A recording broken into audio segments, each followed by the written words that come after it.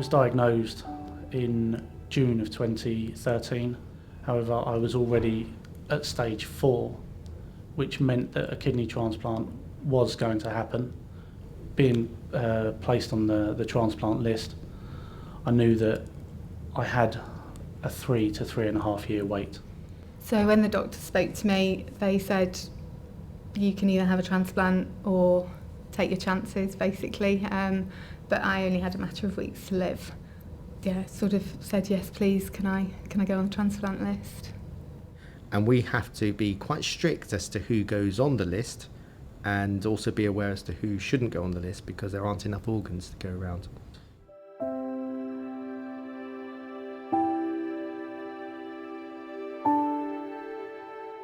So it was in the early hours, early in the morning, about 9 something, 2 policemen appeared and told me that Tom had been involved in an accident, and they were waiting to blue light me into London to see him.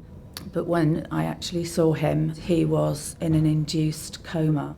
He wasn't able to breathe on his own. And then he was a candidate for brainstem testing. When it became clear that survival for him wasn't possible, that was when the donor team became involved.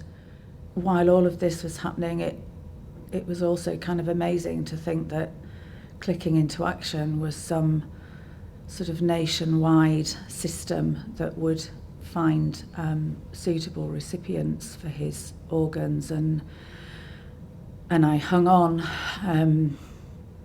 very hard to the fact that at some point a family was going to get a call in the middle of the night, maybe, to say, we may have a donor for you, and we may have an organ for you, we might have a liver, we might have a kidney. So we had a call in the middle of the night saying that a liver had become available that was suitable for me. So we just had to get ourselves into hospital straight away.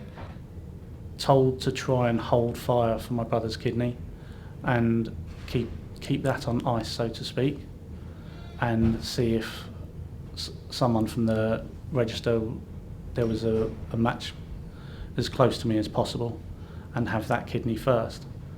However, my kidney function again deteriorated, and then phone calls were made, and my brother was coming over at the beginning of July for the transplant to take place on the 15th. I feel better now than I have done for the last 7 or 8 years. I was very, very lucky. Lucky that an organ was available, and lucky that it's given me the last 15 years and the next lots and lots of years. So it's not just my life that they've saved, it's family and friends as well.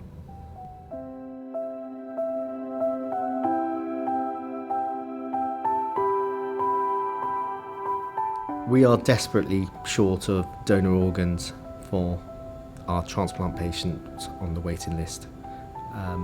As a result, people are dying on the waiting list. 3 people per day die on the waiting list.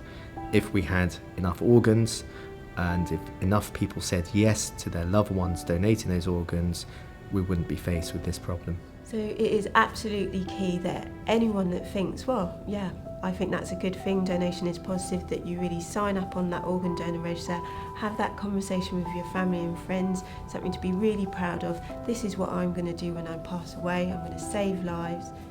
But having now experienced that for myself, it continues to be a huge source of comfort and pride for me and my daughter that we kept faith with Tom.